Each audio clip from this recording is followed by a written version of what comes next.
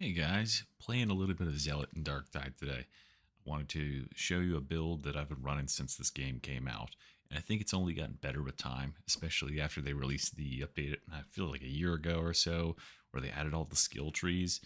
This build is just a powerhouse, and you can pretty much brute force your way through most content. It just has such great base damage and survivability. It it doesn't have much trouble as long as your team isn't absolutely trying to get you killed. You should do fine. And the weapon, the star of the show here, is the Antax. The Antax is, I think a lot of people know, just a super, super solid melee weapon. Specifically, this is really good for us because it has shred on it. Now, this is a god roll weapon for sure. Don't expect to get anything this good out of the crafting system as it currently stands. But if you have anything anywhere near this, it doesn't make a whole lot of difference because the light attacks doing 260 something damage, it's going to kill most stuff in one shot.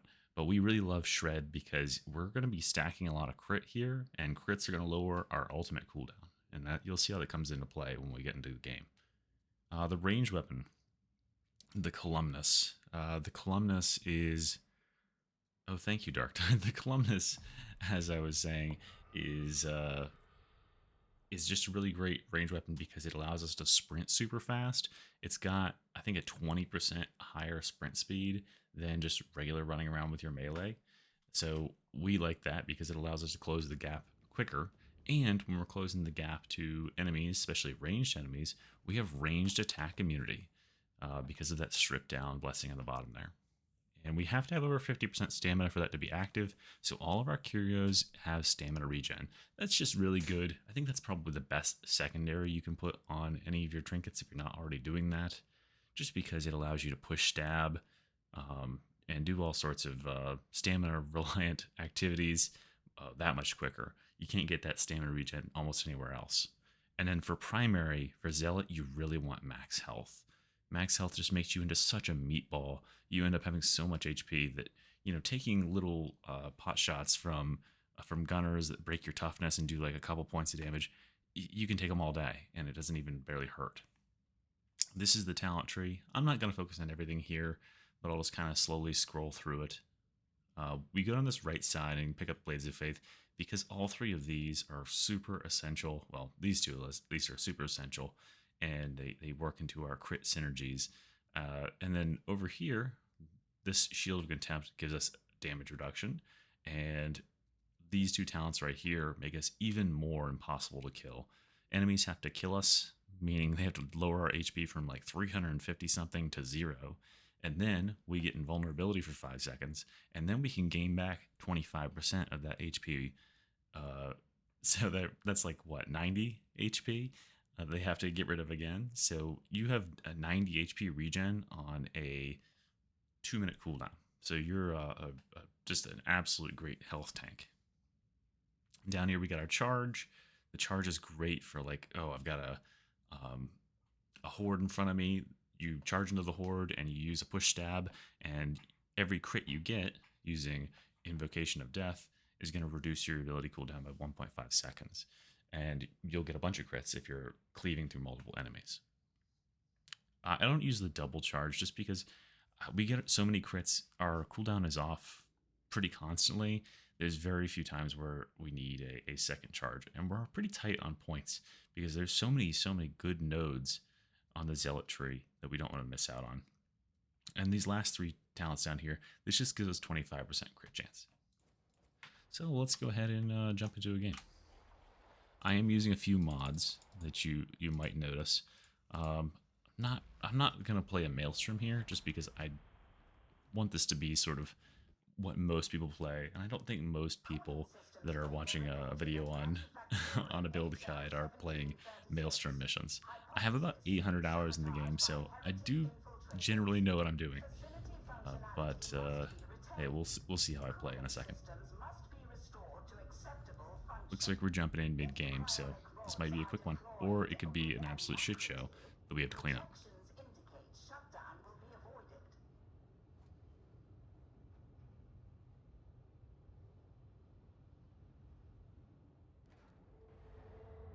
All right, we're right at the beginning. So just immediately whipping out the Columnus. You'll notice that even with this guy behind me who has the speed on running with the Rev Chainsaw, and he might even have the movement speed Zealot buff, I'm still faster than him. I don't have the 10% movement speed talent in the tree, and this Columnus still makes me super, super swift.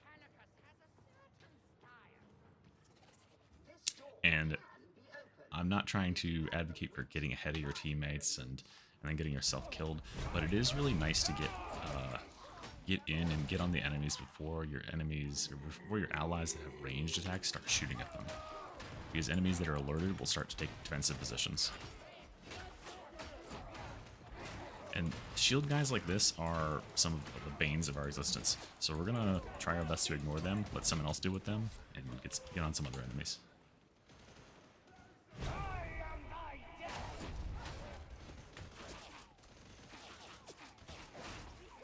One thing I don't know if I mentioned is that in addition to having range attack immunity while we have our rifle out here, we also get range attack immunity while we are charging, and we get range attack immunity while we are doing this power slide. So all three of those together for the Zealot makes you just have just so much time where you can ignore the bullets that enemies are shooting at you and close the gap or run away. So here you'll see me get my ult off cooldown really quickly using all these cleaves.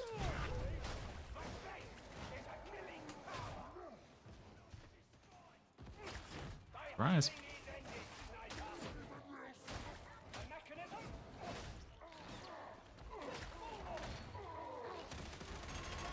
I really don't want to get trappered here, and I know he's coming through that door. There he is. Gotta stagger him so my allies don't get hit either.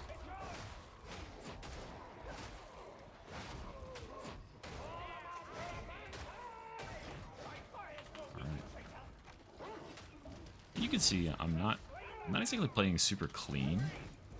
Like, I'm taking hits every now and then, but I just have so much health, and my toughness is staying very high. So I've only taken 15 points of damage.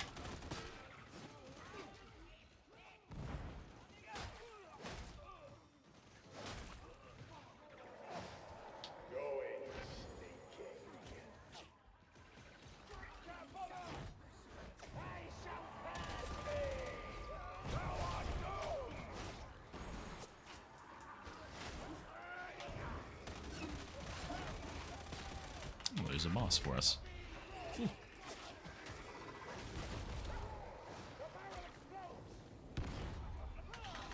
I'm trying to get away from this boss, and the map seems to not want me to do that. It really wants me to die right now, I think. Alright, so bosses aren't exactly our strong suit. They are a little bit, especially these guys, are really difficult for us to get in on. We don't have the reach of the hammer, and we don't have the damage of the knife. But we can waste a lot of its time just because we're fast.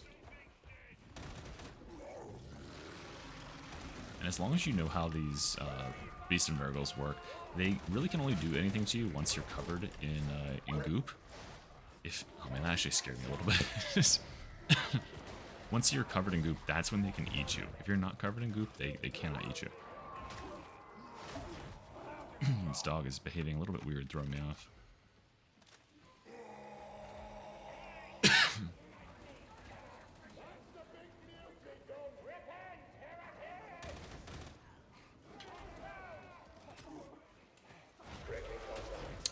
Oh, okay, dog ignoring my shove.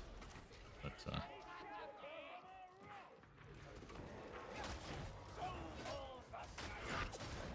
that sniper was coming in for some no scopes or something, I guess.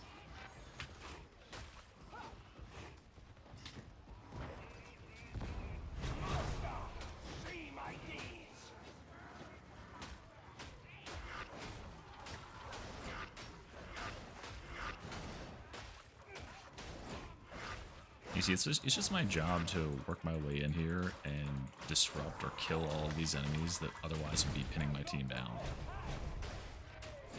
We have so much HP, so much toughness. There's really no reason for us to be scared of anything that they can do to us. I'm getting a little deep in here, but I can always get away. Lord knows how that didn't blow up on me.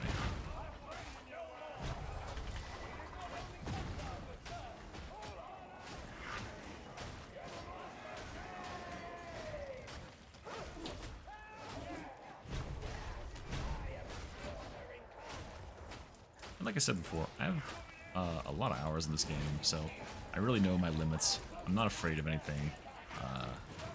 And also, whenever you have your passive off cooldown, where you avoid death, there's really nothing to be scared of. I mean, I'm getting a little bit lower on HP, but even if I get completely nuked, I've got 5 seconds to figure my shit out and get away, or sort of reconfigure where I'm at. I want to go on this other side just because usually there's some good resources over here. Maybe a health kit or something. We really love health syringes on this build, just because it gives you half of your health back, or it gives you 1 wound of your health back, and for us that's half, and half of our health is 175 HP. That's a lot of freaking damage.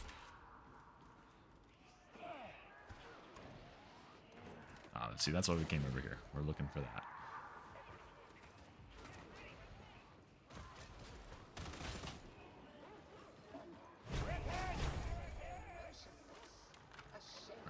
Just want to make sure my team is with me. This room right here on this particular map is very scary. It's a cause of a lot of wipes.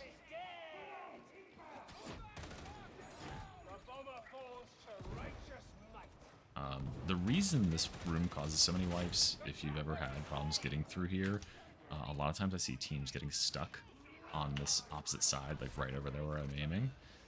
It's because there's spawns like on every side of this room, and they'll just keep coming from all angles and making your life so much harder than it needs to be. You'll end up fighting here forever if you don't just move through and get upstairs. So I'm gonna try to get through here with myself, and hopefully my team can take a hint. See, I'm using these the knives. The knives are really good at picking long-range targets, or relatively long-range targets, because the Columbus here is not. The Columbus has really terrible accuracy. It's great at melting medium close-range targets like that. But as far as sniping, if you are really struggling to deal with long-range stuff, I would recommend the revolver. I used to use the revolver, and it's very nice for that. Alright, looks like we're through it. I'm gonna use my anti-ranged ability to close the gap there. And great, we got a boss spawning.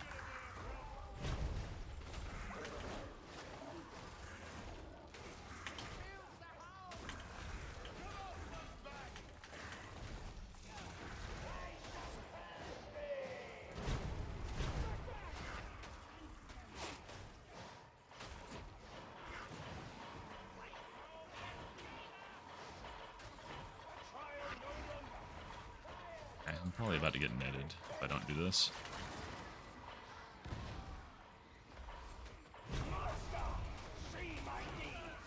It was a little bit risky. I could have activated the demon host, but I really didn't want to get netted, especially considering this thing is on me for some reason, even though I've done 0 damage to it.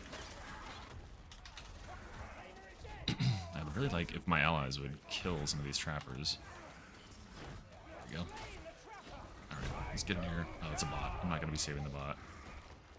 Sorry, Mr. Bot. Okay.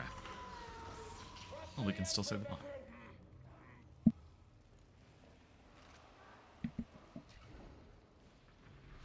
Alright.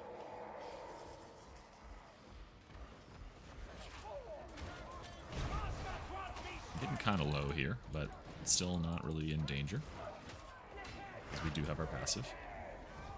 I want to make sure I'm picking that sniper. I think he got. Can't be too safe.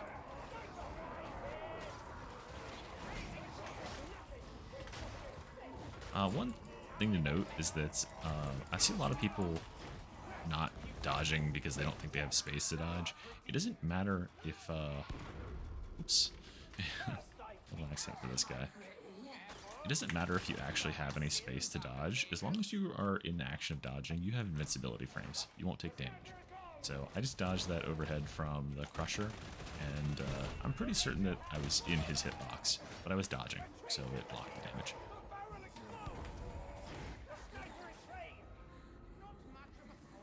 Or bot. Can't hang with the big dogs, I guess.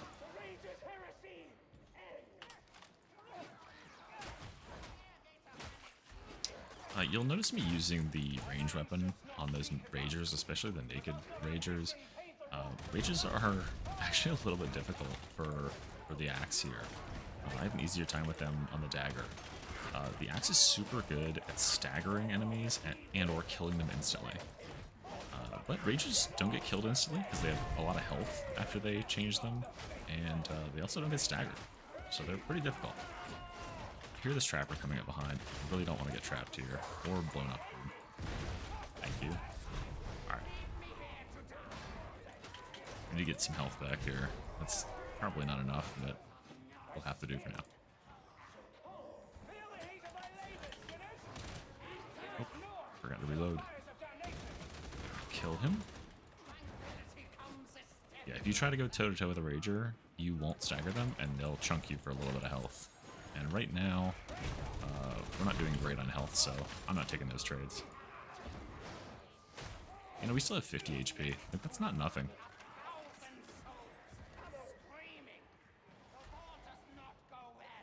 Just for perspective, look how much HP our Psyker has. He's got 1 bar left, and he has 62. So we have this sliver, and we have 51 HP.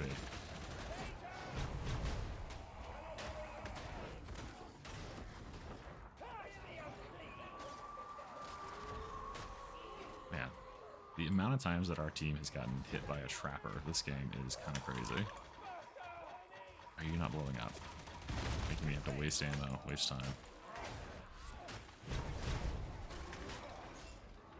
I'm going to be canceling this guy's attacks with some overheads.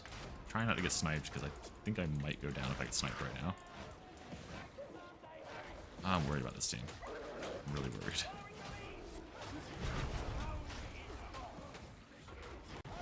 Alright, so we are going to run away from this situation.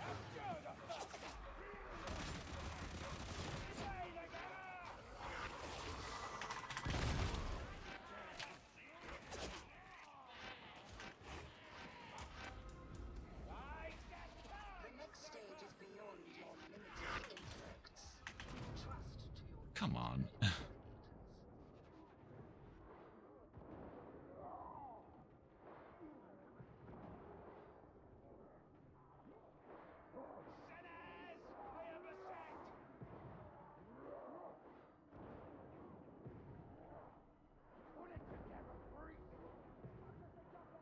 Amazingly, the bot just saved my life. Lord knows how that happened. I was holding my breath. Alright, so we can handle it from here. Just gotta get rid of some of these specials in the periphery. Get out of this gas.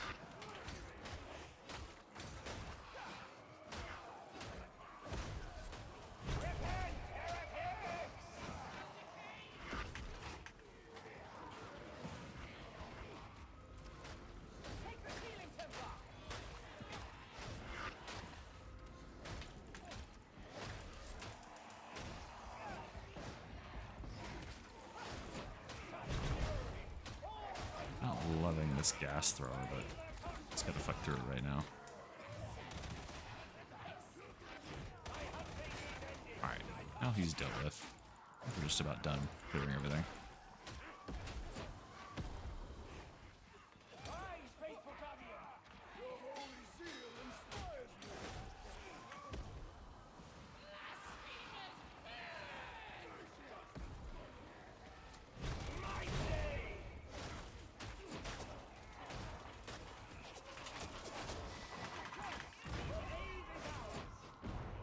Alright. Stabilizing. So you can see there, like, aside from the part where I died by being a little bit greedy for that health thing, rather than just like putting down my own health back, the amount of punishment we're able to take is pretty great.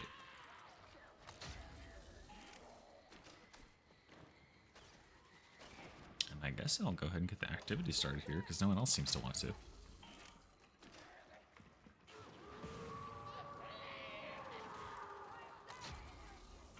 Not really sure why the Psyker isn't going ahead and taking his heal juice. Data inbound. Continue. Defend.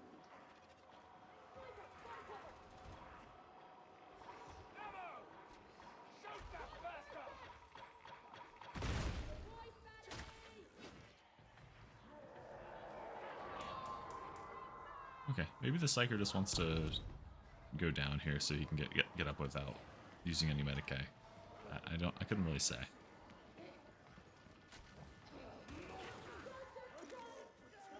Oh, I am using a mod that highlights these. Didn't get it in time. So I'm middle second away from getting that. Thankfully, we got all 4 in a row there.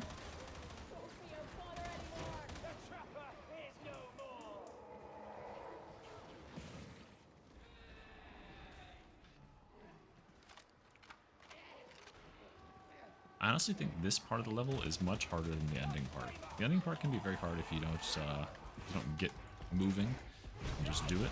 But generally, I sort of handle the task and get done pretty quick. I am running, however, a funny thing is I'm running the shortest possible Zealot.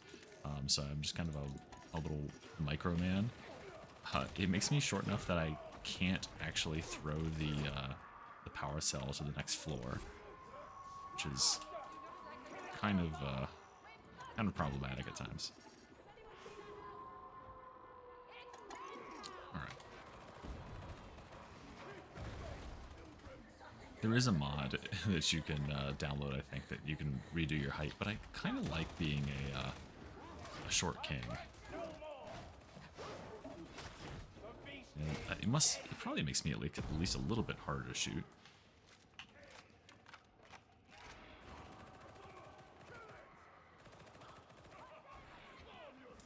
Looks like our friend is finally taking his heal juice from the machine.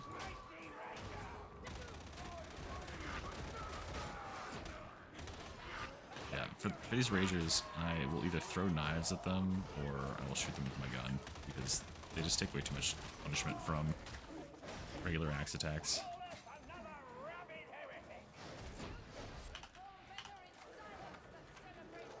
Yeah, it's quite a dog lunge there.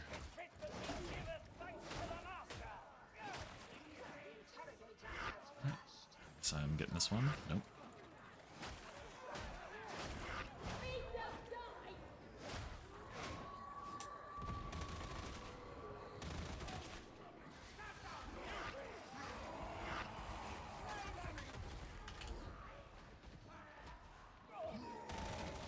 So far, I'm going to say that the MVP of this game is the bot who managed to res me. I don't know if I've ever seen a bot make a clutch before, like actually get a res when everything's surrounding him. Usually they'll start doing the res and they'll just give up and start swinging their weapon at nothing. So I was very impressed at that.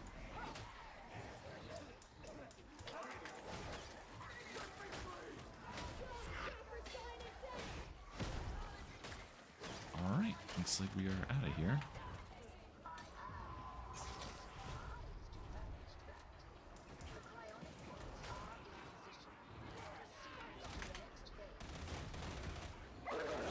Oh, okay.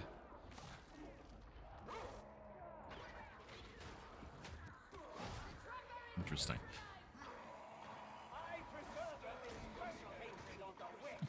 Animal crate. Educate yourself, Zealot. The Imperium takes no chances when it comes to my kind. Pray for guidance, pilgrims, that you may stand against the witch when the day comes. To slay!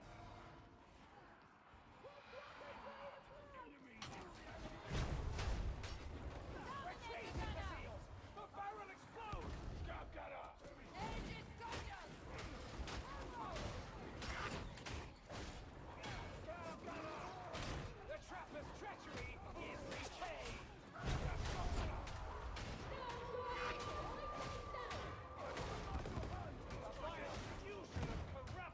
is a good grenade.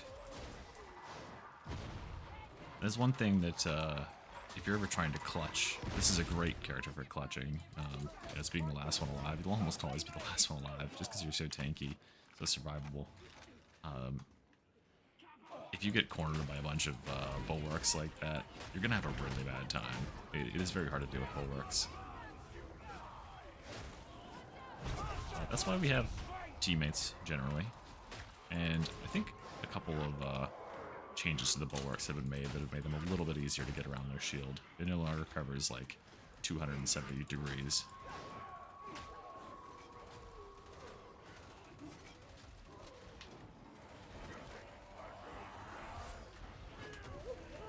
We got some dogs here. These sword ragers I am comfortable taking with the axe though, because I have a bunch of flak armor damage on my weapon, and that additional 25% flak damage, it just melts those guys. I think flak is the most common armor type in the game if we're not counting trash enemies, which I don't really, you'll probably notice I barely ever even swing my weapon at trash enemies. I usually leave that for my allies, because there's a lot better ways to deal with them, like all of these fancy psyker staves. Integral damage coefficient is within rectifiable parameters if the Omnissiah wishes it. Alright, I'm going to do a little bit of a swag strat here. I usually fuck it up, but it's still faster even if you fuck it up once, just to get a quick start and get the power cell almost all the way up there before anything even bothers to attack us. That one little fucking guy right there. Alright, got it, nice. New task initiated. Deploy chronic rods.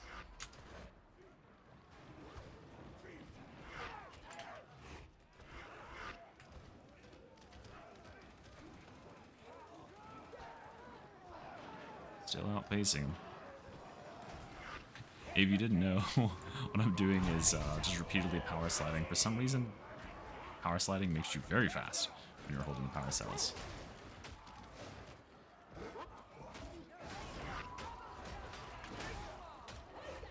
I would be working on the second one, but my team has kind of fucked off to the edges of the world, and they're not anywhere near the center of the map like they really need to be. So it's gonna be all me, all again.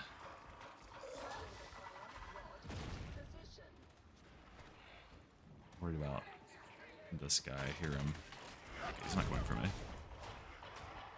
This guy is though.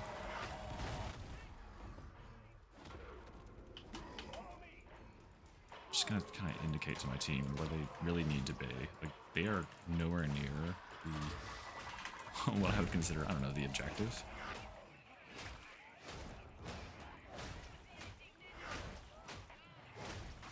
To hack my way through all this shit.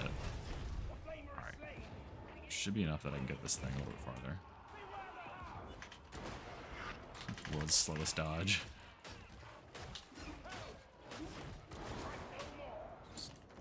Struggling to get it up here. Damn. It's taking all damn day. Got a little shove. Alright, got it in there before it was.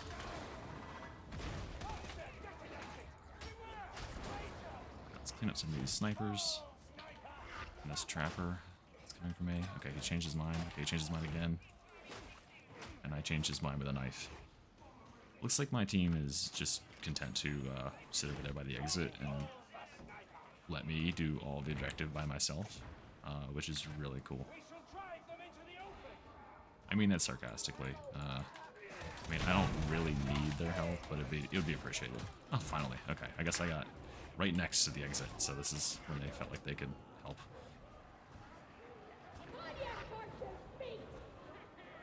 They're pretty disjointed showing from my team, but hey, we got it done. Popping that before it even shows up.